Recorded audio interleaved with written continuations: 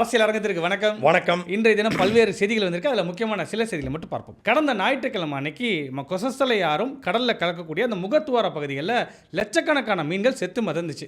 அது குறித்து இன்னைக்கு சட்டமன்றத்தில் சுற்றுச்சூழல் துறை அமைச்சர் திரு ராஜீவ் அவர்கிட்ட கேட்கும்போது அவர் என்ன சொல்கிறாருன்னா, ஆலை கழிவுகள் கலந்ததுனாலலாம் இந்த மீன் சாகலை, மனித கழிவு கலந்ததுனால தான் இந்த மீன்கள்லாம் செத்துருச்சு அப்படின்னு சொல்லியிருக்கிறாரு. ஒரு ஆடியோ ஒன்று போடுறேன், அதை கேளுங்க, அதுக்கப்புறம் போடுறோம். அண்ணா வணக்கம். வணக்கம்பா. இங்க அத்திப்பட புதுல இருந்து பேசுறேன். தமிழ் சொன்னார்ப்பா, சொல்லுங்கப்பா. அது ரீசன் தானா, ஒரு 4 வருஷம் கெமிக்கல்னா அது ஒரு 10 டன்னு. இது வந்து நான் ஏன் சொல்றேன்னா, நான் வந்து ஆக்சுவலா வந்து மீஞ்சூர் போலீஸ் ஸ்டேஷன் பக்கத்துல மீன் கடை வச்சிருக்கேன் நானு. சரிப்பா. நான் வந்து இங்க வேலை செஞ்சுன்னு மீன் கடை தான் வச்சுன்னு நான் ஒரு ரன் பண்ணிக்கிறேன் ஃபேமிலியை. அப்படி இருக்கும்போது நம்ம சப்போர்ட் பண்றதுக்காக நான் சொல்றேன். இதனால எனக்கு எந்த பெனிஃபிட்டும் கிடையாது. ஆனா ரீசன் வந்து நம்ம கெமிக்கல், இவனுங்க போட்ட கெமிக்கல் தான் மீன் செத்து போச்சு. எந்த ஒரு மாற்றம் கிடையாது. இல்ல அது தெரியும், என்டிசல் தான், என்டிசல் பண்ண வேலை. ஆனா வந்து மெயின் காரணம் யாருன்னா, டிப்ரோத்னு ஒருத்தர் இருக்கான் இன்சார்ஜ், அவனுக்கு மேல டிஜிஎம் ஒருத்தர் இருக்கான். நான் போயிட்டு காலையிலே போயிட்டு நியூஸ் வந்தோடனே வீடியோ. ஸோ இது ஆடியோ இப்படி போகுது, சமூக வலைதளங்கள் இந்த ஆடியோ வந்து வைரலாக பரவிக்கிட்டு இருக்கு. குறிப்பிட்ட ஒரு தெர்மல் பவர் பிளான்ட் இருக்கு, மத்திய அரசு நிறுவனம், அதில் உள்ள ஒரு கெமிக்கல் கலந்துருச்சு அப்படிங்கிறாரு. இப்போ மரியாதைக்குரிய தமிழ்நாட்டினுடைய சுற்றுலாத்துறை அமைச்சர் திரு ராஜு அவர்கள், தென்காசி மாவட்டத்தில் பொறுப்பு அமைச்சர், அவர் என்ன சொல்றாரு அப்படின்னா, சுற்றுச்சூழல் அமைச்சர், சுற்றுலா அமைச்சர் அவரை மாதிரியே சொல்லியாச்சு. இல்லை, அவர் அப்படி நினச்சிட்டு இருப்பார். சுற்றுச்சூழல் அமைச்சர் அவர் என்ன சொல்கிறார் அப்படின்னா, இந்த கொற்றலை என்று அழைக்கப்படுகிற கொசஸ்தலை ஆற்றில் இந்த மாதிரி சம்மந்தப்பட்ட இந்த குறிப்பிட்ட நாளில் மீன்கள் இறந்தாக செய்தி வந்துச்சு. நானும் என் நண்பர்களோட பேசினேன், உங்களோட அதிகாரிகள் பேசினாங்க. அதை ஆய்வு பண்ணி பார்க்கும்போது சிலர் வந்து இந்த மாதிரி கெமிக்கல் கலந்துன்னு சொல்கிறாங்க. ஆனால் நீரில் ஆக்சிஜன் அளவு குறைந்ததனால், நீரில் ஆக்சிஜன் அளவு குறைந்ததுனாலையும் இப்படி வந்து மீன்கள் வந்து சாகலாம். ஆக்சிஜன் அளவு குறைவதற்கான காரணம் மனித கழிவு ஆற்றுல கலந்துச்சு.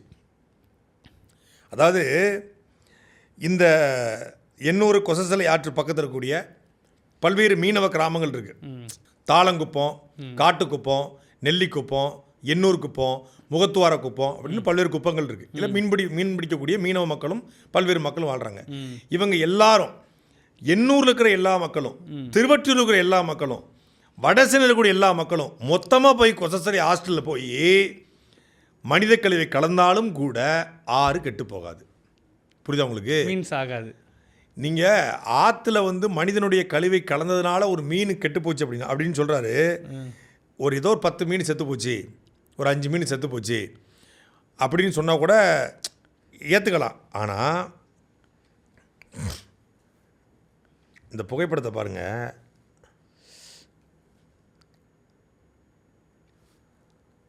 மொத்தமாக லட்சக்கணக்கான மீன் செத்து கிடக்கு. ஏதோ ஒரு லாரியில் வந்து மொத்தமாக அள்ளிட்டு போன மாதிரி மொத்தமாக இப்போ மொத்தமாக மீன்கள் சாகும் பொழுது டன் கணக்கில் கழிவுகள் கலக்காமல் இது வந்து மரணம் அடைவதற்கான வாய்ப்பு 100 விழுக்காடு கிடையாது. இறந்து கிட்டத்தட்ட 3 நாட்கள் ஆகுது. மனித உயிருக்கு எந்த மதிப்பு இருக்கிறதோ அதே அளவுக்கு எல்லா உயிருக்குமான மதிப்பும் வழங்கப்படணும். இன்னொன்று, இது மீன் தானேன்னு பார்க்க முடியாது. கடலில் இருக்கக்கூடிய மீன்கள் இந்த குறிப்பாக அந்த முகத்துவாரத்தை பயன்படுத்துது. வந்துட்டு அது முட்டையிட்டு குஞ்சு பொறிச்சு அது அந்த நன்னீரில் வந்து ஆற்று நீரில் முட்டையிடும். அந்த முட்டையை குஞ்சு பொறி வரைக்கும் அது அந்த ஆற்றுக்குள்ளே தான் வாழும். முட்டை குஞ்சியாக வரும்போது குஞ்சுகளை அழைத்து கொண்டு அது போகும் கடலுக்குள்ளார. ஆமாம், அந்த அளவுக்கு அது வந்து எப்படி ஆமைகள் வந்து தமிழ்நாட்டை நோக்கி வந்து மெரினா கடற்கரையில் முட்டையிட்டு குஞ்சு பிடிச்சிட்டு போதோ அது போலவே தான் இந்த மீன்களும் வருது. இதெல்லாமே பெரும்பாலும் கடல் மீன்கள். ஆனால் இந்த நன்னீர் துவாரம், கிட்டத்தட்ட ஒரு பேக் வாட்டர்னு சொல்லுவாங்க, அந்த இடத்துக்கு வந்துட்டு அது போகும். அப்படி வந்து லட்சக்கணக்கான மீன் அழிஞ்சிருக்கு. லட்சம்னா நீங்கள் கோடின்னு கூட சொல்லலாம், அவ்வளோ மீன்கள் வந்து அழிஞ்சு போயிருக்கு. ஆனால் பொறுப்புள்ள ஒரு அமைச்சர் பொறுப்பற்ற தரமாக மனித கழிவு கலந்ததுனால ஆற்றுல மீன் போய் செத்து போச்சு சொல்லுது. எவ்வளோ ஒரு என்ன சொல்கிறது, ஒரு லெத்தார்ஜியான ஒரு அலட்சியத்தனமான அதிகாரிகளை காப்பாடு. இந்த ஆட்சியில் பாருங்கள், எல்லாமே அதிகாரிகளை காப்பாற்றுறது. அதிகாரிகளை ஒரு பக்கம் காப்பாற்றுறது, இன்னொரு பக்கம் அதிகாரிகள் சொல்ல கேட்டு அப்படி நடக்கிறது. நேற்று இப்படி தான் சிவி சண்முகத்துக்கிட்ட நம்ம அமைச்சர் விக்னேஷ் இந்த மாதிரி டாஸ்மாக மூடியாச்சு அப்படிங்கிறாரு. அவர் அந்த ஊருக்காரரு மயிலம் தொகுதியினுடைய ஊருக்காரரு, சட்டமன்ற உறுப்பினர். அவர் அந்த எந்த ஊரில் டாஸ்மாக் கடை மூடல, நகரத்தில் மூடிய கடையை கொண்டு கிராமத்தில் திறந்து வச்சுருக்க அப்படிங்கிறத ஆதாரபூர்வமாக எடுத்து போட்டார். அதிகாரி பேச்சை கேட்டு பேசுனா இப்படி தான் அசிங்கப்படணும் என்பதற்கு நேத்தொரு எடுத்துக்காட்டு. அதே போல் இன்றைக்கி அமைச்சர் ராஜு சொல்லியிருப்பது அப்பட்டமான பொய். சட்டசபையில் அப்பட்டமான ஒரு பொய்யை அமைச்சர் ராஜு வந்து பேசியிருக்காரு. இதப்போ ஏன் இதை பேசுகிறாங்க அப்படின்னா, அங்கே இருக்கக்கூடிய சுற்றுச்சூழல், தொழில்துறை, தொழிலாளர் நலன், அப்புறம் வந்து பேரிடர் மேலாண்மை, வருவாய்த்துறை, இது எல்லாமே தொழிற்சாலையில் நம்பி இருக்கிறது. இந்த துறைகள் அனைத்தும் எல்லாம் தனித்தனி துறைகள். தொழில்துறை தனித்துறை, ஆனால் தொழிலாளர் நலனும் அதில் வருது, சுற்றுச்சூழலும் அங்கே வந்துடுது, மின்சாரத்துறையும் அதில் சம்மந்தப்படும், பேரிடர் மேலாண்மை சம்மந்தப்படும், வருவாய்த்துறையும் சம்மந்தப்படும். இது எல்லாமே இந்த தொழிற்சாலையை நம்பி தொழிற்சாலையை வந்து டிபெண்ட் பண்ணியிருக்காங்க. அவங்க தான் உங்களுக்கு ஓனர். அவங்க தான் ஓனரு. ஸோ அந்த முதலாளிகளை பகைச்சு கொள்ளக்கூடாது, நிறுவனங்களை பகைத்து கொள்ளக்கூடாது. இவர் இந்த ஆடியோவில் சொல்ல போல் தனியார், அது வந்து அரசு சார்ந்த நிறுவனம். இது அரசு நிறுவனமா தனியார் நிறுவனமா, மீன்களுடைய உடலை எடுத்து இறந்து போன மீன்களை எடுத்து ஆய்வு பண்ணால் தெரிஞ்சிட போகுது. மனித கழிவா இல்லை மனிதனான் விட்ட கழிவா, மனிதன் கொண்டு போய் விட்ட கழிவா, இதை போய் ஆய்வு பண்ண வேண்டியதான். ஆய்வு பண்ணணும்ல. அந்த ஆய்வு முடிவுகள் ஏன் வரல? இத்தனை நாளாச்சு இல்லை. அப்போ சம்மந்தப்பட்ட துறை அமைச்சர் இதில் வந்து அப்பட்டமாக பொய் சொல்கிறாருங்கிறது அந்த பகுதி மக்களுடைய கருத்து. கிட்டத்தட்ட இது வந்து கடலில் எந்த அளவுக்கு மீன் பிடிப்பாங்களோ அதே இந்த பகுதியிலேயும் மக்கள் மீன் பிடிப்பாங்க. இந்த மீனவர்கள் இந்த மீன்பிடியை நம்பி வாழக்கூடிய மக்கள், அதை நம்பி ஆயிரக்கணக்கான மக்களுடைய வாழ்வாதாரம் இருக்குது. இப்போ அந்த மீன் பூரா செத்து போச்சு, அவன் எங்கே போய் மீன் பிடிப்பான்? அவனுடைய வாழ்வாதாரம் என்ன? மீன் செத்துருச்சு, அது நமக்கு தெரிஞ்சிருச்சு. இன்றைக்கி மீன் செத்துருச்சு, நாளைக்கு மீனவன் வாழ்வாதாரம் இல்லாமல் சாக போகிறான். அவனுடைய வாழ்வாதாரம் அழிஞ்சு போச்சு. அப்போ இந்த இடத்துல இந்த மீனவர்கள் இருந்தால், மீன்கள் இருந்தால் மீனவர் இருப்பான் இல்லையா? மீன்கள் இருந்தால் தான் மீனவர் இருப்பான். ஆமாம். மீன்கள் இல்லைன்னா அதுக்கு மீன்கள் வராதுல்ல. இங்கே விஷம் ஏற்கனவே அந்த பகுதியை பூரா காலி பண்ணுங்கன்னு சொல்லிட்டு இருக்காங்க. அப்போ அந்த காலமாக அந்த மக்கள் ஏற்கனவே காலி பண்ணி வந்துட்டாங்க. இப்போ அந்த மீனவர்களை அப்புறப்படுத்தக்கூடிய வேலை பல காலமாக நடக்குது. இப்போ உடனே தொழில் இருந்தால் தானே அவன் இருப்பான். மீன் இருந்தானே மீன் பிடிப்பேன். அவ்வளோதான் முடிஞ்சு. அடுத்த சப்ஜெக்ட் போங்க. அடுத்ததா நம்ம திருப்பூர் சிபிஐயோட எம்பி திரு சுப்பராயன் இந்த ஆட்சி குறித்து ஒரு விமர்சனத்தை வச்சுக்கிறாரு. என்ன சொல்கிறாருன்னா, தமிழ்நாட்டில் தாவேகா ஆட்சி நடக்கிறது என்பது முழு உண்மை அல்ல, சங்கிகள் இயக்கும் அதிகார வர்க்கத்தின் ஆட்சி தான் நடக்கிறது. இவ்வளவு உண்மையை இவ்வளவு வெளிப்படையாக சொல்லியிருக்காரு. முழு உண்மை இல்லைங்கன்னு சொல்லிட்டு முழு உண்மையை சொல்லியிருக்காரு. ஏற்கனவே ஆளூர் சானவாஸ் சொல்லியிருந்தார் இதே மாதிரி. ஆமாம், சங்கிகள் ஆட்சி தான் நடக்குதுன்னு. விசிகால ஒரு பக்கம் சங்கி அமைச்சர்னு சொல்லி சட்ட சபையில் பேசிக்கிட்டு இருக்காங்க, இங்கே சங்கி ஆட்சின்றாங்க. அதாவது சங்கி ஆட்சினா நேரடியாக இது பாஜகவின் ஆட்சியாகத்தான் இருக்குன்னு அவசியம் இல்லை. அந்த மனநிலை கொண்ட ஆட்சி. பாசிச பாஜக, பாயாச திமுகன்னார்ல. இப்போ கல்லூரி கல்வி இயக்கத்தின் சார்பாக தமிழ்நாடு முழுக்க ஒரு அறிக்கை வெளியிடப்பட்டு, உங்கள் கல்லூரியில் யார் யாரெல்லாம் கம்யூனிஸ்ட்டுகள், மார்க்சிஸ்ட், இந்திய கம்யூனிஸ்ட்டு, காக்ரோச் ஜனதா பார்ட்டி என்பதை ஆய்வு செய்யுங்க, இந்த மாணவர்கள் போராட்டத்துக்கு போயிடக்கூடாது என்று கல்லூரி கல்வி இயக்ககம் ஒரு கடிதம் அனுப்புது, சர்க்குலர் அனுப்புகிறாங்க. குறிப்பாக குஜிலாம்பரி வட்டாட்சியர் வந்து யாரெல்லாம் கம்யூனிஸ்ட் இருக்காங்களோ அவங்க வீட்டு அட்ரஸ் தான் கேட்டு. ஆமாம், அவர் எழுதிட்டு இருக்கார். பொதுவாக நக்சல் பாரிகளுக்கு இந்த மாதிரி பண்ணிட்டு இருப்பாங்க ஒரு காலத்தில். அப்புறம் வந்து தமிழ் தேசியவாதிகளுக்கு ஒரு காலத்தில் பண்ணாங்க. அப்புறம் எல்டிடி சப்போர்ட்டுக்கு ஒரு காலத்தில் பண்ணாங்க. இந்த இது ஸ்டெர்லைட் நடக்கும்போது ஸ்டெர்லைட் இது போராளிகளை மாதிரி எங்கெல்லாம் போராட்டம் இருக்குதோ அந்த போராட்டத்துக்கு எதிர்ப்பாளர்களை இந்த மாதிரி தேடுவாங்க, கைது பண்ணுவாங்க, அவங்கள கணக்கெடுப்பாங்க. ஒரு இடத்துல நாம் தமிழ் கட்சியெல்லாம் இப்படி கணக்கெடுத்தாங்க. வீட்டு வாசல் போலீஸ் நிற்பாரு. ஆமாம், வண்டியை போட்டு உட்காந்துருப்பாரு. ஆமாம், கணக்கெடுப்பாங்க. அதுபோல் இன்றைக்கு வந்து இந்த ஆட்சி எந்த ஆட்சி? கம்யூனிஸ்ட் தயவால் உருவான ஆட்சி. அதான் ஒரு பொண்ணு கேட்டுச்சு, வீட்டு வாசலில் வந்து தினமும் பிச்சை எடுக்கிற பிச்சைக்காரனை போல, பழைய சாதம் கேட்குற பிச்சைக்காரனை போல, அம்மா தாயே ஏதாவது பண்ணு கருணை காட்டுன்னு கேட்குற அந்த பிச்சைக்காரனை போல ஒவ்வொரு கம்யூனிஸ்ட் ஆஃபீஸாக ஏறி இறங்கி கூட்டணி பிச்சை எடுத்து 2 சீட்டு தாங்க 2 சீட்டு தாங்க 20 ரூபா தாங்க 20 ரூபா தாங்கன்னு கேட்குற மாதிரி 2 சீட்டு தாங்க 2 சீட்டு தாங்க என்று கேட்குற பொழுது, கார் கதவை தட்டி ஏதாவது தர்மம் போடுங்க என்று கேட்பதை போல, காரை தொடச்சி விடுறேன் ஏதாவது காசு கொடுங்க என்று கேட்பதை போல, சிக்னலில் உட்கார்ந்து பிச்சை எடுக்கிற பிச்சைக்காரனை போல கம்யூனிஸ்ட் கட்சி ஆஃபீஸ் அலுவலகத்தை தேடி போய் 2 சீட்டு 4 சீட்டையும் கொடுங்க என்று கேட்குற போது தெரியலையா கம்யூனிஸ்ட் எத்தனை பேர் இருக்கான்னு அப்படிங்கிற கேள்வியை கம்யூனிஸ்டுகள் இப்போ கேட்டிருக்காங்க. என்ன பதில் சொல்ல போகிறாரு? பக்கா மாசு. தமிழ்நாட்டு கம்யூனிஸ்டுகளுடைய கூட்டணி நிலைப்பாடு மீது நமக்கு விமர்சனங்கள் உண்டு.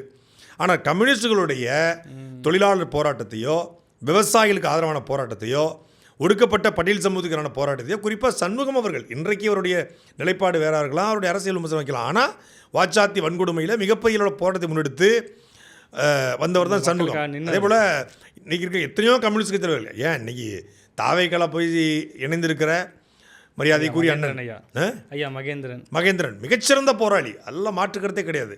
அவருடைய போராட்டத்தையோ அவருடைய சிறை வாழ்க்கையவோ அவருடைய எழுத்தையோ அவருடைய பேச்சையோ அவருடைய அரசியல் பொதுப்பணியோ யாரும் குறைத்து மதிப்பிட முடியாது. இன்றைக்கு அவருடைய சூழல் தாவேக்கா போனார் கடைசியாக, அதுக்கப்புறம் எங்கே இருக்காரு பார்க்கல. கடைசியாக நான் வந்து தாவேக்கால போய் சேர்ந்த அன்றைக்கி பார்த்தது தான். அப்படி ஒவ்வொருத்தருக்கும் ஒரு பெரிய பின்னணி உண்டு. இன்றைக்கி வந்து தமிழ்நாட்டில் இந்தியாவிலேயே நேர்மையான ஒரு அரசியல்வாதி அப்படின்னா அது வந்து ஐயா நல்லக்கண்ணவர் தான். அப்படிப்பட்ட மிகப்பெரிய ஆளுமைகளும் மிகச்சிறந்த போராளிகளும் இருந்த கம்யூனிஸ்டை வந்து நம்ம குறைத்து மதிப்பிட முடியாது. அந்த கம்யூனிஸ்டுகளுடைய எண்ணிக்கையை நீ வந்து எண்ணுங்க, கம்யூனிஸ்ட் எத்தனை பேர் கல்லூரியில் இருக்கான்னு கேட்குறதெல்லாம் வந்து பாசிசத்தினுடைய உச்சம், அதிகார வெறியினுடைய உச்சம், அதிகார வர்க்கத்தினுடைய உச்சம். அண்ணன் சீமானவர்கள் அழகாக சொல்லுவாங்க, எப்போதுமே அதிகார வர்க்கத்திற்கு கண்கள் கிடையாது, காதுகள் கிடையாது, அதற்கு அகண்ட வாய்கள் உண்டு, நீளமான கால்கள் உண்டு. தான் செய்கிற தவறை அகண்ட வாய்களை வைத்து பேசி நேர்மைப்படுத்தும், மக்களை நீளமான கால்களை வைத்து நசுக்கும் அப்படின்னு சொல்லுவாங்க. அதை வேற மாதிரி சொல்லுவாங்க. அதுபோல் பாசிசம் என்று பேசிய, பாயாசம் என்று பேசிய தாவைக்கா தலைவர் திரு ஜோசப் விஜய் கதனை வந்து ஒரு கம்யூனிஸ்ட் அவை. அண்ணா கம்யூனிஸ்ட்னா என்னென்னா, நம்ம சாப்பிட்ட பிறகு மிச்சம் இருக்கிற இன்னொரு இட்லி அது வேற ஒருத்தருதுமா, இதாம்மா கம்யூனிஸ்டம் அப்படின்னு எளிமையாக முருதாஸ் பாணியில் கம்யூனிஸ்ட்டை கத்தி படத்தில் விளக்கிய கம்யூனிஸ்ட் ஆக தன்னை அடையாளப்படுத்தி கொள்கிற, நல்லக்கண்ணுடைய இறப்புக்கெல்லாம் வந்து போகிற கம்யூனிஸ்டுகள் எழுத வந்து பவியமாக அப்படி வந்து உட்கார்ந்துருக்கிற இவருடைய ஆட்சியில் கம்யூனிஸ்டுகள் வந்து எண்ணப்படுறாங்க, கம்யூனிஸ்டுகள் வந்து போராடக்கூடாதுன்னு சொல்கிறாங்க. குறிப்பாக கல்லூரிகளில் வந்து கூடிய மாணவிகள்லாம் என்ன பண்ணுறாங்க, இப்போ போட்டு அடித்ததுக்கப்புறம் யூட்டன் அரசாங்கம் தானே, கேள்வி கேட்டாங்களே. இப்போ என்னென்னா ஒன்று போட்டு பார்க்குறது, அடியே என்னத்தையோ போட்டாம்டி அப்படிம்பாங்க. இந்த நாடோடிகள் படத்தில் என்னத்தையோ போட்டாண்டி அப்படிங்கிற மாதிரி என்னத்தையோ போட்டுருவாங்க. இப்போ வந்து அவன் வாரானா போறான்னு பாரு, வடிவேல் சொல்வார்ல, அவன் கடையை மூடிட்டு ஓடுறானா பாரு. கடையை மூடிட்டு ஓடனான்னா அவன் நமக்கு அடிமை, மூடா வந்தனா அவனுக்கு நம்ம அடிமை. இப்போ வாரானா போறான்னு பாரு. அது மாதிரி ஒன்று அறிவிக்கிறது, எதிர்ப்பே இல்லையா கமுக்கமாக நிறைவேற்றி விட்டுரு. எதுக்குறாங்களா, எங்கள் அரசு என்பது அது மக்களுக்கான அரசு, அது பெண்களுக்கான அரசு, அது சமூக நீதி அரசு, அது மாநில அரசு அப்படிம்பாங்க. இப்போ நேற்று போய் முதலமைச்சர் மாநாட்டில் 540க்கு மேற்பட்ட இந்த பாராளுமன்றம் வந்து நீட்டிக்கப்படணும், அப்படி இருக்கணும். தென் மாநிலங்களுடைய உரிமைகள் வந்து பறிக்கப்படக்கூடாது, தென் மாநிலங்களுடைய அந்த பிரதித்துவம். நேற்று முதலமைச்சர் மாநாட்டில் போய் தென் மாநிலங்களுடைய பிரதித்துவம் வந்து குறைஞ்சிடக்கூடாதுன்னு பேசுகிறாரு. Fair delimitation. இன்றைக்கி எல்லாரும் கேள்வி கேட்ட உடனே சட்டசபையில் ஆதரவுச்சுன்னா, நாங்கள் கேட்பது ஃபேர் டீலிமிட்டேஷன் இல்லை, நாங்கள் கேட்பது டீலிமிட்டேஷனே கூடாது, மண் ஓட்டல எது கேட்டாலும் இது போல இப்படி தான் கார் எங்களுக்கு வேணான்னு எங்களுக்கு மட்டும் வேணுமா, நான் இப்போ இப்படி சொன்னால் அது அப்படியும் அர்த்தம், அது அவங்க சொல்ல மாட்டாங்க, நம்மளா புரிஞ்சுக்கணும். 234 பேருக்கு காருக்குன்னு இல்லை, 234 பேர் காருன்னு அரசாணை வெளியிட்டுருவாங்களாம் எல்லா. ஆனால் அதுக்குள்ளே எப்படின்னா இல்லாதவங்களுக்கு காருன்னு அர்த்தமா.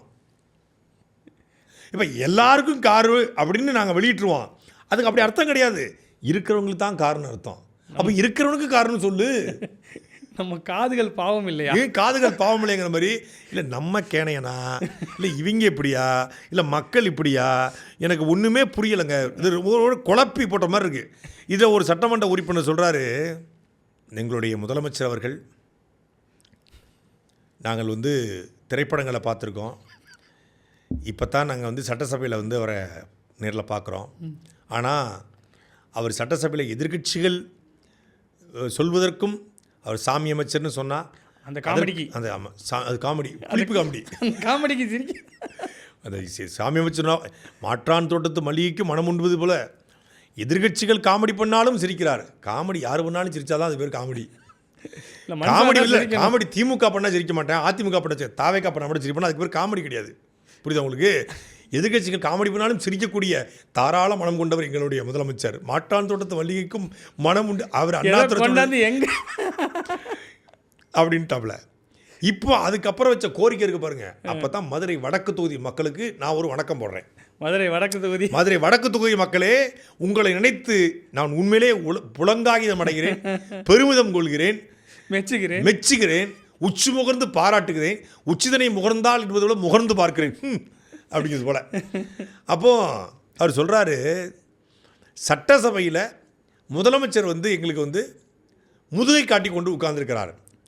அவர் சிரிப்பது எதிர்கட்சிக்கு மட்டும்தான் தெரிகிறது.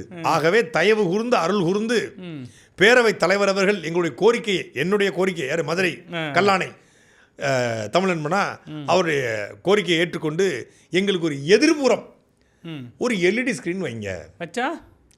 இவர் சிரிக்கிறத அங்கே பார்த்துக்கிட்டு இருப்பாங்களாம். இங்கிட்ட முதுகு மட்டும் தான் தெரியுது, அங்கிட்ட முன்னாடியும் தெரியும். விஜய் அதாவது தமிழக முதலமைச்சர் சிரிப்பதை அவங்களால பார்க்க முடியலையா. அது வீட்டுக்கு போய் தொலைக்காட்சியில் பார்த்தா தான் அவர் சிரிக்கிறது தெரியுதாமா.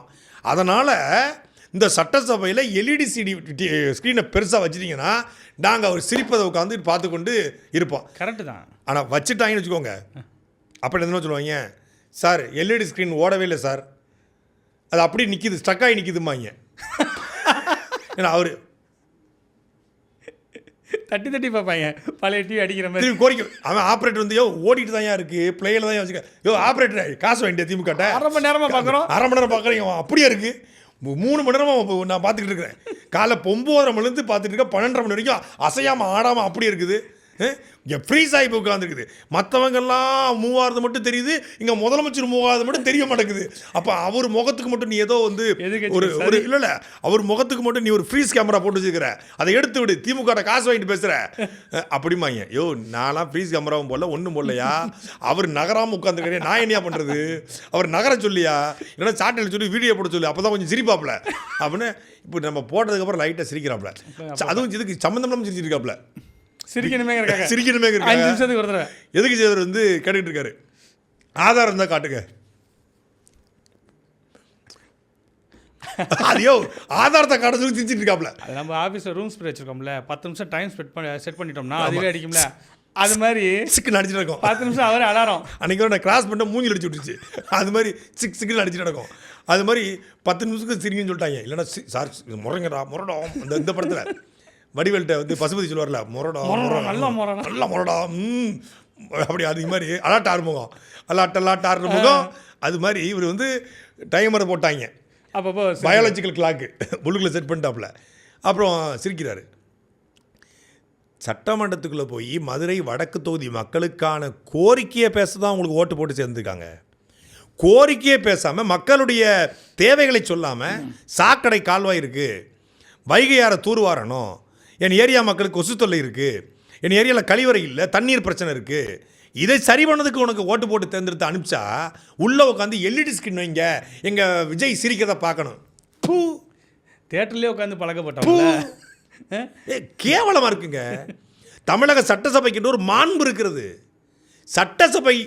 சட்டசபையா இல்லை இது என்ன சாராய கடையா, எனக்கு புரியலையே. இது என்ன எனக்கு நடக்குது. சட்டசபையில் ஒருத்தர் டாய்லெட்டில் 3 மணி நேரம் உட்காந்துன்னு பேசுகிறாரு. நீங்கள் எப்படிங்க அதை பேச முடியும்? சட்டசபையில் யார் வேணாலும் பேசட்டும். இது திமுக பேசினாலும் தவறு, அதிமுக பேசியிருந்தாலும் தவறு, தாவேக்கா பேசினாலும் தவறு. சட்டசபையில் நீ டாய்லெட்டில் 3 மணி நேரம் உட்கார்ந்த அப்படின்னு பேசுறது நான் கூசலையா? நீங்கள் என்னதான் குளிப்பாட்டி நடுவீட்டில் வைத்தாலும், புரியுதா உங்களுக்கு? புளியவே குளிப்பாட்டி, பூனையை குளிப்பாட்டி, நீங்கள் பப்பியை குளிப்பாட்டி, ஜிப்பியை குளிப்பாட்டி, எதை குளிப்பாட்டி நடுவீட்டில் வைத்தாலும் அது தன் புத்தியை காட்டும் என்பதற்கு ஒரு சிறந்த எடுத்துக்காட்டு. தராதரமற்றவர்களுக்கு மக்கள் வாக்கு செலுத்தியுடைய விளைவு இன்றைக்கி தராதரம் இல்லாமல் தமிழ்நாடு சட்டசபை போயிடுச்சு. கேவலமாக போயிடுச்சுங்க. இதை விட ஒரு கேவலம் எதாவது இருக்கா? விஜய்க்கு எல்இடி வை, நான் சிரிப்பை பார்க்கணும். எனக்கு உண்மையிலே சொல்லுது, நல்லா இருந்து இவங்க இப்போ இந்த லைவை பார்த்து பிபி வருது. இதில் ஒருத்தர் சொல்கிறாப்புல, இப்போல்லாம் மக்கள் யாரும் நாடகம் பார்க்குறதில்ல, கை கட்டிக்கிறதில்ல. இப்போல்லாம் மக்கள் யாரும் நாடகம் பார்க்குறதில்ல. இது உண்மையாக நடந்த மெய்யாலுமே இது நடந்த சம்பவம். நான் இந்த மாதிரி போயிட்டு இருந்தால் ஒரு ஐயா சொல்கிறாரு, இப்போல்லாம் நான் குடும்பத்தோடு உட்காந்து நாங்கள் லைவ் இதுதான் பார்த்துக்கிட்டு இருக்கோம். என்ன சொல்ல வரீங்க தெரியுதா? நாங்கள் நாடகம் பார்க்குறதில்ல, இதைத்தான் பார்க்குறோம். ஏன்னா நாடகத்தில் தான் இப்படி இழுவையாக இழுத்து கொண்டு போவாங்க. அப்புறம் ஃபைட்டு பாட்டு காமெடி முன்னெல்லாம் இப்போ நாடகத்தில் போடுறாங்கல்ல, அதுபோல் இங்கே எல்லாமே இருந்ததில்ல. பாட்டு பாடிடுறாங்க, இந்த மாதிரி காமெடிகளும் புளிப்பு காமெடியும் அப்பப்போ பண்ணுறாங்க. பழைய ஜோக்கு தங்கத்துற மாதிரி அப்பப்போ காமெடி பண்ணுறாங்க. இன்னொரு பக்கம் அங்கங்கே இந்த மாதிரிலாம் இருக்கிறனால சரி அதை பார்த்து டைம் வேஸ்ட் பண்ணுறதுக்கு இதை பார்ப்போம், கொஞ்சம் ஜாலியாக இருக்கும். அப்படி என்டர்டைன்மெண்ட்டுக்கு பார்த்துட்டு இருக்கா மக்கள். எங்கன்னா அரசியல் பேசுகிறீங்களா நீங்கள்? அதுதான் சுத்தமாக கிடையாது. இந்த சட்டசபை என்னங்க இப்படி இருக்குது? முதலமைச்சர் விஜயா இருந்தால் சட்டசபை இப்படி தான் இருக்கும். சட்டசபை கேட்குறாரு, சட்டசபை என்ன இப்படி இருக்குது, இப்படியா நடந்து கொள்வது? முதலமைச்சர் விஜய், அமைச்சர் ஆதவர்ஜுனா, அமைச்சர் புஷி ஆனந்த், அமைச்சர் நிர்மல்குமார், அமைச்சர் குட்டி குஞ்சா ரமேஷ், அப்புறம் இப்படி தானே இருக்கும். ஏதோ ஒன்று போட்டால் சொரவண்ணா முளைக்கும். அப்புறம் நீ போட்டது வந்து பூசணி சரி போட்டால் பூசணி முளைக்காம வெண்டை சரியாக முளைக்கும், வெண்டைக்காய் போட வெண்டை போடாமல் சுண்டையாக முளைக்குங்கிற மாதிரி நீங்கள் போட்டிருக்கீங்க, அது முளைச்சிக்கிட்டு இருக்கு. யாராவது ஒருத்தர் குவாலிட்டியாக ஒரு தொலைநோக்கு பார்வையில் பேசுனாங்க, இன்றைக்கு நான் மட்டும் எடுத்து வச்சுக்கோங்க, ஒரு சாம்பிள் எடுத்து பேசுனாங்கன்னு சொல்லுங்கள். சட்டசபையில் ஒருத்தரும் பேசலை. ஒரு உருப்படி இல்லாத ஒரு பஞ்சுலாக்கு பேசுவது போல் இது போல் கோரிக்கைகள்லாம் சட்டசபையில் வைக்கலாமான்னு கூட அடிப்படை. ஆனால் செஞ்சாலும் சரி வாங்கிங்க, நீங்கள் எழுதி வச்சுக்கோங்க, செஞ்சாலும் செய்வாங்க. அந்த பக்கம் ஒரு எல்டி, இந்த பக்கம் ஒரு எல்டி வைப்பாங்க, எல்லோரும் பார்க்கணும். இப்போ எல்டி வைக்க சொல்லுவாங்க. நாளைக்கு எங்களுக்கு ரொம்ப போர் அடிக்குது, என்ன பண்ணுவாங்க, எங்களுக்கு வாடி வாடி பாட்டு போடுங்க, வாடி வாடி வாடி. அதுக்கு உயர்கல்வித்துறை அமைச்சர் சொன்னதெல்லாம் ஆடிவாப்பில் கைப்படாத சிடி. ஏற்கனவே எம்எல்ஏக்கெல்லாம் ஆடுறாங்களே. ஏன்னா நேற்று வந்து இவங்க கனிமொழி சந்தோஷ் அவங்க வந்து அப்படியே உட்காந்துட்டே டான்ஸ் ஆடிட்டு இருந்தாங்க. இன்றைக்கி இந்து அறநிலையத்துறை அமைச்சர் ரமேஷ் அமைச்சர் ஏதோ 5 நிமிஷம் ஆட்டுவார்னு பார்த்தா உட்காந்து ஆட்டிக்கிட்டே இருக்கிறாரு. மத்தியானம் வரைக்கும் உட்காந்து ஆட்டுறாப்புல பாடி. அப்படியே என்னென்னு தெரியல, வைப்ரேட் ஏசி ரொம்ப அதிகமாக வச்சுட்டாங்க போல, பிள்ளைக்கு வைப்ரேஷன் ஆகிடுச்சு, உதருது. ஆமாம், காலையில் எந்திரிச்சிருப்பாப்புல. அதனால் வந்து அவர் காலையில் அவர் எந்திரிச்சிருப்பாப்புல, அதுதான். அதனால் அப்படியே உட்காந்து ஆடிக்கிட்டே இருக்காப்புல. இதெல்லாம் நம்ம இப்போ உட்காந்து சட்டசபை இதுலேருந்து பார்க்குறேன்னு நமக்கு தலையெழுத்து கொடுமைங்க. அடுத்ததா இந்த தாய்மாமன் தங்க மோதிர திட்டம், அந்த திட்டத்திற்கான தங்க நகைகளை வழங்குவதற்கான டெண்டர் கோரியிருந்தாங்க. அதில் முதலிடம் பிடிச்சிருக்கு ஜோஸ் ஆலுக்காஸ், அவங்களுக்கு தான் கொடுக்க போகிறதா சொல்கிறாங்க. இந்த தாய்மாமன் தங்க மோதிரத்துக்கு வந்து கிட்டத்தட்ட வந்து ஒரு 800 கோடி ரூபாய்க்கு மேலே ஒதுக்கியிருந்தாங்க. இதில் வந்து ஒரு 11 நிறுவனங்கள் வந்து வெண்டராக வந்ததாகவும் அதில் ஜோய் ஆலுக்காஸ் கொடுக்க போகிறதாகவும் ஒரு செய்தி ஊடகங்களில் பரவிட்டு இருக்கு. இதுதான் உறுதி என்றால், அதாவது தங்க விலையை தவிர்த்து இந்த செய்கூலி சேதாரம் சொல்கிறாங்க இல்லையா, அது வந்து ஒரு கிராமுக்கு ஜிஆர்டி ஜுவல்லர்ஸ் வந்து 410 ரூபா சொல்கிறாங்க. மும்முடி பங்காரு ஜுவல்லர்ஸ் 822 ரூபா. டைட்டன் ஒரு அவங்களும் பெரிய கோல்டு நிறுவனம் தான். தனுஷ்க்கு அது டைட்டன் வச்சுருக்காங்க, 832 ரூபா. மலபார் கோல்டு 871 ரூபா. Emerald jewel India private limited 947 ரூபா. கேடிஎம் ஜுவல்லரி 967 ரூபா. மோகன்லால் ஜுவல்லர்ஸ் 977 ரூபா. கல்யாண் ஜுவல்லர்ஸ் 978 ரூபா. Saveri and company private limited 1325 ரூபா. ஒரு தமிழ் பேர் கூட வரலையே. தமிழ்நாடு இது கேடிஎம் இருக்குல்ல, கேடிஎம் ஜுவல்லரி அது தமிழ்நாடு. எமரால்டு ஜுவல்லரி வந்து தமிழ்நாடு. அது ரெண்டும் தமிழ்நாடு. தமிழ் ஓனரான்னு தெரில, மற்ற எல்லாமே வந்து கிடையாது. இங்கே தமிழ்லாம் தேட முடியாது. நீங்கள் அது தமிழ் தேடணும்னா நீங்கள் வந்து நீங்கள் லெமுரியா கணக்கு தான் போகணும். இங்கே தமிழில் தேட நம்ம மார்க் குரூப் மாதிரி தான், யாரோ ரெட்டி வச்சுருப்பாங்க. ஆமாம், எது தமிழ் குரூப்பாக இருந்தால் அது ரெட்டியாக தான் போய் நிற்கும். இப்போ என்ன கேள்வி அப்படின்னா, இதில் ஜாய் ஆலுக்காஸ் மற்றெல்லாம் 410 ரூபாய்க்கு மேலே தான் ஆரம்பிக்குது.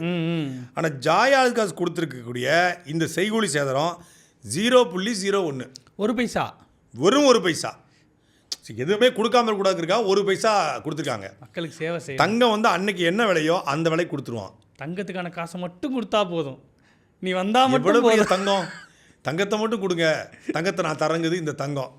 அப்போ இந்த 0.01க்கு பின்னாடி என்ன இருக்குது அப்படின்னு பார்த்தா, தமிழ்நாட்டினுடைய முதலமைச்சர் திரு ஜோசப் விஜய் அவர்களை ஜோஸ் ஆலுக்காஸ் சிஇஓ ஜான் ஆலுக்காஸ் இவர் வெற்றி பெற்ற ஒரு 10வது நாள் சந்திச்சார் வந்தார்.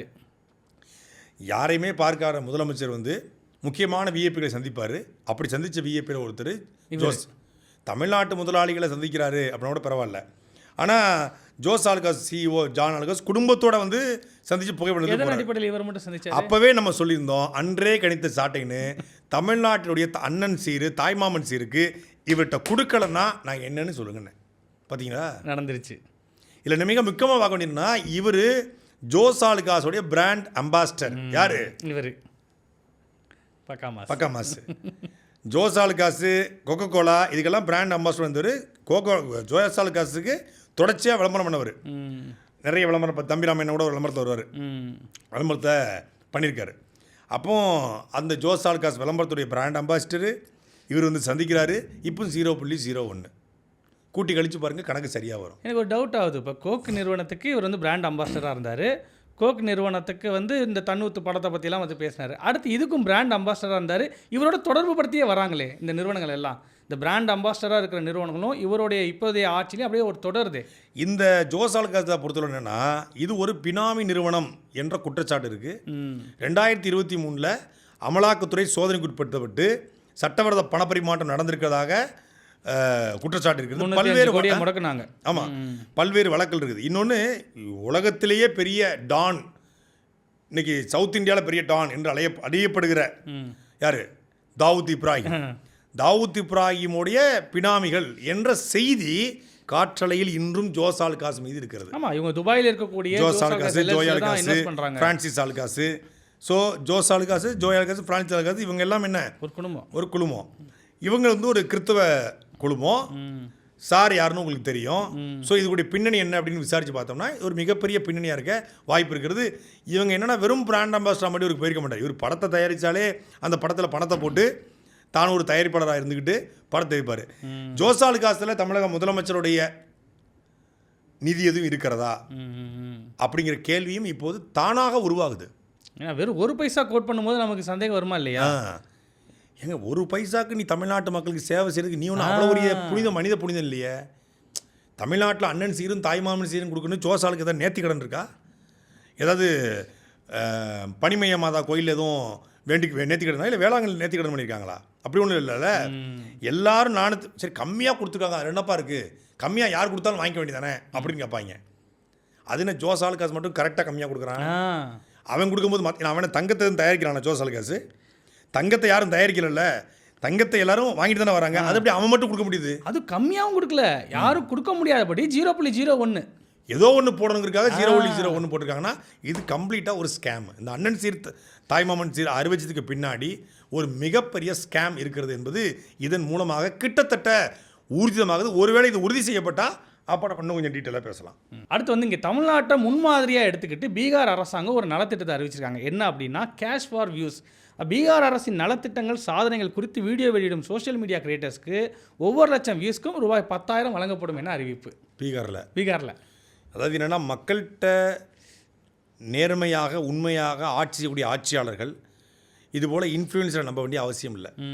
இன்றைக்கி மக்களை மயக்கணும்னா இன்ஸ்டாகிராம் இன்ஃப்ளூயன்ஸரை வச்சு மயக்கினா மட்டும்தான் முடியுங்கிறத தமிழ்நாடு போலவே பீகாரும் பின்பற்ற தொடங்கி. தமிழ்நாடு முன்மாதிரியாக இருக்குது. தமிழ்நாடு அதில் முன்மாதிரி. பொதுவாக தமிழ்நாடு கல்வியில் முன்மாதிரியாக இருக்கும், மருத்துவத்தில் முன்மாதிரியாக இருக்கும், சாலை விதிகளுக்கு முன்மாதிரியாக இருக்கும், இனப்பற்று மொழிப்பற்றில் முன்மாதிரி மாநிலமாக இருக்கும், ஹெல்த்தில் வெல்த்தில் முன்மாதிரியாக இருக்கும். இப்போ என்ன ரீல்ஸில் முன்மாதிரியாக இருக்குது. ரீல்ஸை வச்சு ஒருத்தன் ஆட்சிக்கு வந்துட்டான். ஒருத்தன் சொன்ன போஜ்பேரி காமெடி கடிகன், நானும் அரசியல் கட்சி ஆரம்பிப்பேன், என்னால் போஜ்பேரி முதலமைச்சராக முடியும் ஒத்த காலம் நிற்கிறானா, வேணாம்டா போகாதானா, அவர் மட்டும் போயிருக்காரு நான் போகக்கூடாதான்ட்டு போயிட்டுருக்கான். ஸோ அது மாதிரி பல நடிகர்கள் வந்து அரசியல் தொடங்குறதுக்கு ஒரு முன்மாதிரியாக தமிழ்நாடு மாறியிருப்பதை போல இப்பொழுது ரீல்ஸை வச்சு மக்களை மயக்கலாம். அப்போ 1 லட்சம் வியூஸ் போட்டால் 10,000 ரூபா. அதுவும் கிரைட்டீரியா வச்சுருக்காங்களா? கேப்பிங். ஆமாம், அதாவது 1 லட்ச ரூபாய்க்கு மேலே சம்பாதிக்க முடியாது. ஒரு வீடியோ 1 லட்சம் மேலே சம்பாதிக்க முடியாது. அப்போ நீ அடுத்த வீடியோ போடணும், இதுலேயே வியூஸை காட்டி காசு வாங்கி. ஆமாம், 2 மில்லியன் 3 மில்லியன் போட்டு இவன் பூஸ்ட் பண்ணி விட்டான்னா இன்ஸ்டாகிராம் காசை கட்டி விட்டு அதுக்காக அப்படி இருக்குது. அதனால் குறிப்பிட்ட அளவு தான் சம்பாதிக்க முடியும் அப்படிங்கிற இதை வந்து முன்னெடுத்திருக்காங்க. ஒருவேளை தாவேக அரசு அதை தமிழ்நாட்டில் அறிவித்தால் ஏற்கனவே பல லட்சக்கணக்கான வியூஸ் வந்து போயிட்டுருக்கு. தாவேக்காரங்க பூரா வந்து பெரும் கோடீஸ்வரன் அப்படியாவது பண்ணட்டும், பெரிய கோடீஸ்வரன் இருப்பாங்க, பெரிய கோடீஸ்வரன் ஆயிடுவாங்க. தாவேக்காவை ஆதரித்து பேசினால் 10,000 ரூபாய். இந்த சிரிச்சு வந்தா சீனா தன்னோட எல்லாம் சும்மாவே வந்து என் மகனே டே பெத்தானே, என்னை பெத்தெடுத்தவனே என்னை ஐயோ என் சாமி என் குலசாமி, நீ வந்து நீ வேணாண்டா, நீ நினச்சா போதுண்டா, நீ போகணும், நீ நினச்சாலே தண்ணி வரும்டா அப்படின்னு ஒரு அம்மா பேசிக்கிட்டு இருக்கு. நீ போக வேண்டாம் கர்நாடகாவுக்கு, நீ நினச்சாலே உனக்கு தண்ணி வரும் அப்படின்னு சொல்லி பேசுகிறாங்க. இப்போ 10,000 ரூபாண்ணா அவ்வளோதான். என் மகனே, நீங்கள் பேசுனதுலேருந்து இன்ஸ்டாவை திறந்தா அந்த அம்மா தான் வந்து நிற்கிது. வேற எதையுமே பார்க்க முடியல. ஆனால் பெர்ஃபார்மன்ஸு பயங்கரமாக இருக்குங்க. பயங்கரமான பெர்ஃபார்மன்ஸு. நம்மளெல்லாம் நம்ம அம்மாக்களை சரியாக வளர்க்கலையா? அவங்கள மட்டும் ஆமாம், த்ரிஷாவுக்கு துணை முதலமைச்சராக வாய்ப்பு இருக்குது. த்ரிஷா ஆனால் என்ன தப்பு, என் மகன் பிரதமர் ஆவான், தமிழ்நாட்டு த்ரிஷா முதலமைச்சர் ஆகும் அப்படிங்குது. பிரதமர் ஆவார். ஆமாம், அவர் பிரதமர் ஆயிடுவார், இவங்க முதலமைச்சர் ஆயிடுவாங்க. அப்போ ஆதவர்ஜுனா இல்லை பிரதமர் ஆவார்ல. காங்கிரஸ் மாநில அவர் என்ன தெரியுமா சொன்னார், அடுத்த பிரதமர் ராகுல் காந்தி தான். இல்லையே இங்கே எல்லாருமே வேற ஒருத்தர் சொல்கிறாங்க. ஏங்க நான் ரோட்டில் நடந்தால் என்னையும் தான் 4 பேர் பிரதமருங்கிறான், அதெல்லாம் ஏற்றுக்க முடியுமா? இல்லை இதுக்காகவாது விஜய் அவர்கள் பிரதமர் ஆகணும். இந்த மாணிக்க தாகூருடைய முகத்திரையை கிழிப்பதற்காகவாது பிரதமர் ஏங்க இதை பார்த்தாச்சு, அதையும் பார்த்துருவோமே. காரணம் இந்தியாவுடைய பிரதமர் ஆகட்டும், ஏன் ஆகக்கூடாதா? ஒரு தமிழை இந்தியாவுடைய பிரதமர் ஆகக்கூடாது, ஆகிட்டு போறாரு விஜய் தளபதி. ஏங்க நம்ம ஆளுகளே ஓட்ட போட்டேன், அவன் போட மாட்டானாங்க, நீங்கள் என்னங்க? அது வேணா வாசம். ஆமாம்மா, நீங்கள் இல்லை நான் எழுதி வச்சுக்கோங்க, 2029 விஜய் பிரதமராக வாய்ப்பு இருக்குது. நம்மளே சொல்லிடும். இல்லை உண்மையிலே சீரியஸாக சொல்கிறேன். ஆமாம், முதலமைச்சர் ஆக மாட்டோம்னு ஆகிட்டாப்புல பிரதமர் ஆவார்னு சொல்லுவோம். காங்கிரஸ்காரங்களாம் தெரிஞ்சதுன்னா அவ்வளோதான். என்ன ஆயிரும்? சூசைட் பண்ணி அந்த மொத்தமே 4 பேர் 4 முக்கள் நின்று அழ வேண்டிதான். அந்த அம்மா மாதிரியான ஆட்களுக்கு நிறைய சம்பாதிப்பதற்கான வாய்ப்பு இருக்குது. என் மகனே ஐயா அப்படின்ட்டு வந்துடுவாங்க இப்போ வீடியோ போட. அடுத்ததா திமுக ஆட்சியில் செயல்படுத்தப்பட்ட திட்டங்களுக்கெல்லாம் புது பேர் வச்சு இந்த ஆட்சியிலையும் தொடருது. அதே மாதிரி திமுக ஆட்சியில் இருந்த ஒரு கொடுமை இந்த ஆட்சியிலையும் தொடருது அப்படின்னு திருவண்ணாமலையில் ஒரு செய்தியாக இருக்கு. இப்போ ஒரு ஆட்சியில் நல்லது நடந்தால் அந்த நல்லதை எப்படி நீங்கள் வந்து பின்தொடர்ந்து போகிறதுல தப்பு இல்லை, கண்டினியூ பண்ணலாம். ஒரு ஆட்சியில் தவறு இருக்குன்னா அந்த தவறை இன்னொரு ஆட்சியை திருத்திக்கணும். இப்போ திமுக ஆட்சியில் சிறப்பு முகாம் என்கிற ஒரு வதை முகாம், அது பேர் சிறப்பு முகாம், அது வதை முகாம். திறந்த வெளி ஜெயிலு, அவ்வளோதான். திறந்த வெளினா ஒரு குறிப்பிட்ட அளவு திறந்த வெளி, அங்கே சமைச்சு சாப்பிடலாம், அவ்வளோதான். வெளிநாட்டிலிருந்து வரக்கூடிய ஏதிலியாக வரக்கூடியவர்களை வந்து கொட்டப்பட்டு முகாமில் போடுவாங்க, இந்த மாதிரி முகாமில் போடுவாங்க, ராமேஸ்வரம் முகாமில். இப்போ அதிலேயே வந்து சிறைக்கு போகிறான்னு வச்சுக்கோங்க, ஏதோ ஒரு சின்ன தவறு செஞ்சுட்டோ இல்லை பாஸ்போர்ட் இல்லாமலோ விசா இல்லாமலோ வந்துட்டு சிறையில் இருக்காங்கன்னா சிறை அவங்கள விடுதலை பண்ணிடுது.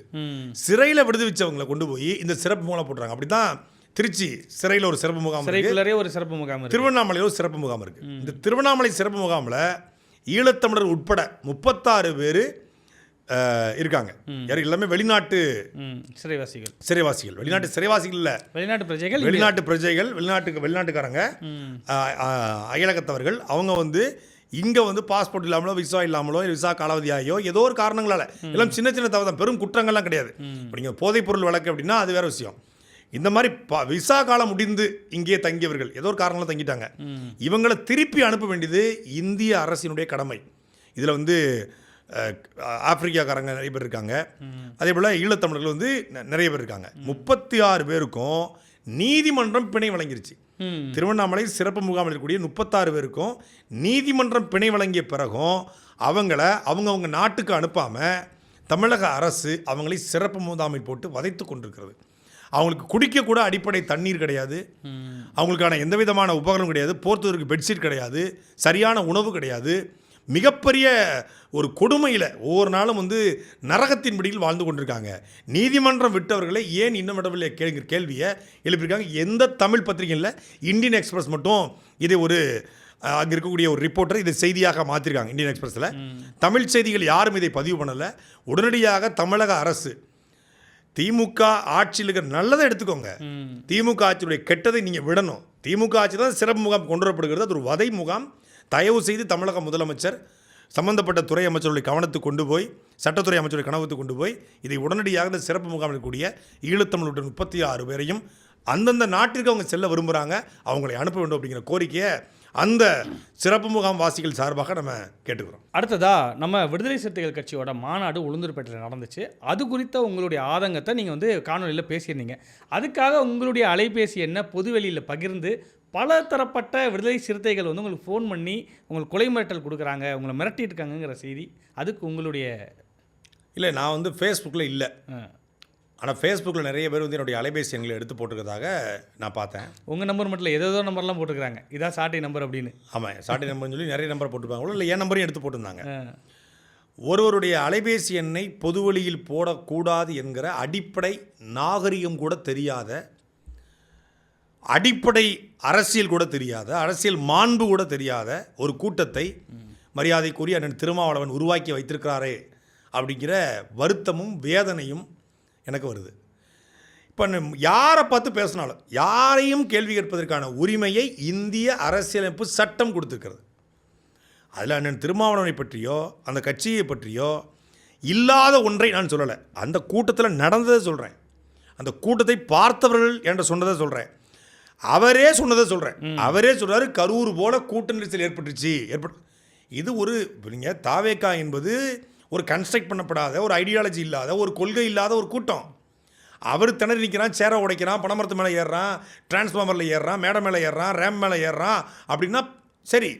நீங்கள் கன்ஸ்ட்ரக்ட் பண்ணப்பட்ட கூட்டம் 36 வருஷம் அரசியல் பண்ணியிருக்கீங்க, உங்களுக்கு ஒரு ஐடியாலஜி இருக்குது, அம்பேத்கரை ஐடியாலஜியாக முன்னிறுத்துறீங்க. அப்போ எப்படி கட்டமைக்கணும்? எவ்வளவு கூட்டம் வந்தாலும் அது உறுதித்தன்மையோடு கட்டமைக்கணும் அப்படிங்கிற கேள்வி எழுப்புகிறோம். இனி வரும் காலங்களில் விசிகா இது போல் நடத்தக்கூடாது, இதை தவிர்க்க வேண்டும் என்கிற அடிப்படையில் தான் அதை நம்ம முன்வைக்கிறோம்.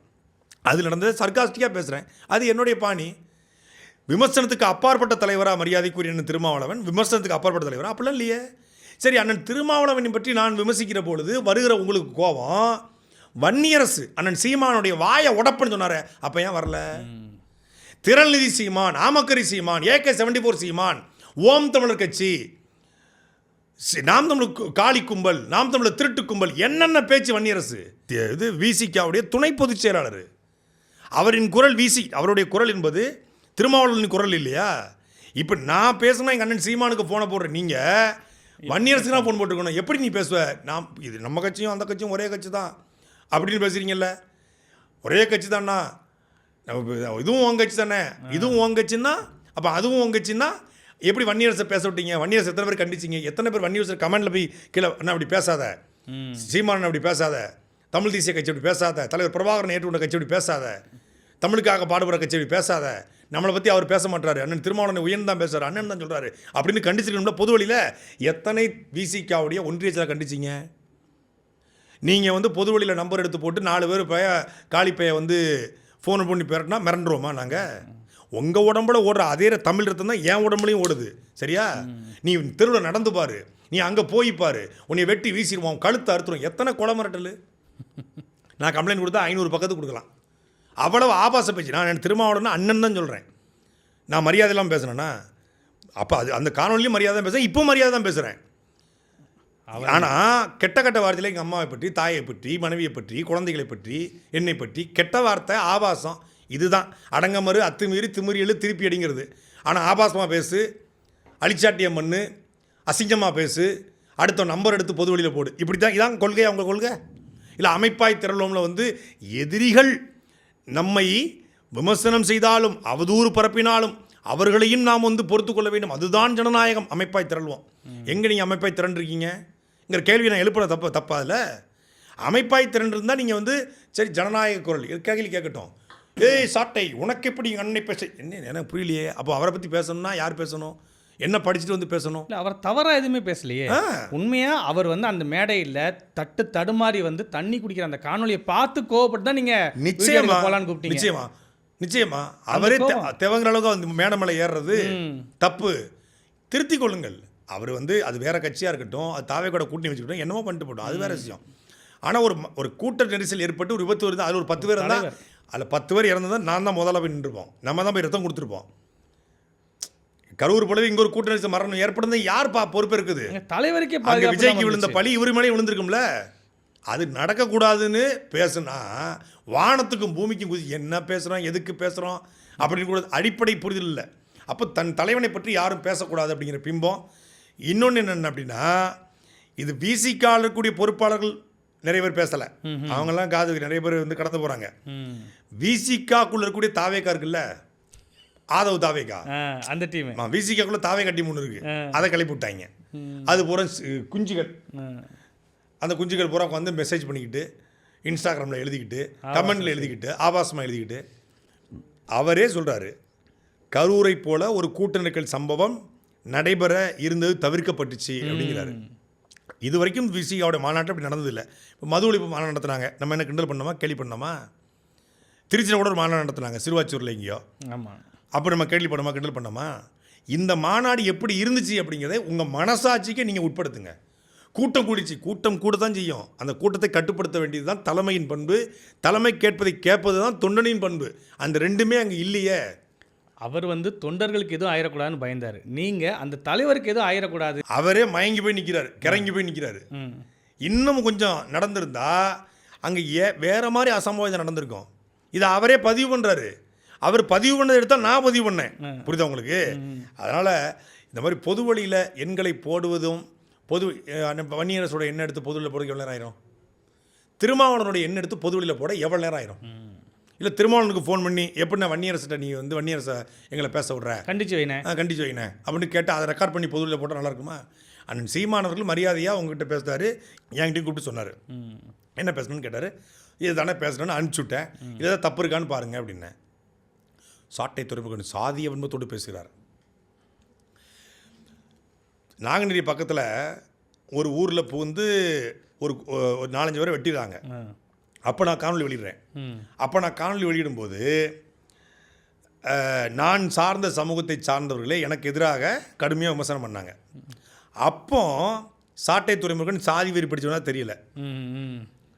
வேங்கை வயலில் பாதிக்கப்பட்ட மக்களுக்காக பேசும்போது சாட்டை துறைமுகன் சாதி வெறி பிடிச்சவனா தெரியல. இன்றைக்கும் வந்து மேல்பாதிக்காக திரௌபதி அம்மன் கோயிலில் போய் வழிபட சென்ற ஒரு பையனை வந்து சேலத்தில் வந்து திமுகவை சேர்ந்த ஒரு ஒன்றிய செயலர் பேசும்போது ஆதரவாக பேசணும், அப்போ தெரியல. ஆனால் அந்த திருமாவளவனுடைய மாநாடு பற்றி நான் பேசுகிறேன், அங்கே எங்கேயுமே சாதி இல்லையே. எப்படி நீங்கள் சாதியாக பார்க்குறீங்க? புரியல எனக்கு. அவர் பேசும்போதே சாதி தெரியுது. பேசும்போது எப்படி சாதி தெரியும்? வேங்கவேலுக்குள்ள நான் கேட்குறது ஒன்றே ஒன்று தான். பேசும்போது எப்படி சாதி தெரியும்? என் முகத்தில் சாதி தெரியுதா? என் முகத்தில் தாடி தெரியுது, மீசு தெரியுது, முடி தெரியுது, மூக்கு தெரியுது, கண்ணு தெரியுது, காது தெரியுது, கண்ணம் தெரியுது, வாய் தெரியுது, பல்லு தெரியுது, உதடு தெரியுது, நாக்கு தெரியுது. சாதி எங்கே தெரியுது? பேசுகிற எனக்கு சாதி தெரியல, பார்க்குற உனக்கு சாதி தெரியுது. அப்போ ஓம் பார்வையில் தப்பு. பல்வேறு செய்திகள் குறித்து பேசணும். மீண்டும் நாளை அரசியல் அரங்கத்தில் சந்திப்போம். நன்றி. சாட்டை எடுத்து நாட்டை திருத்து, இளம் தலைமுறை தானே நீ வழி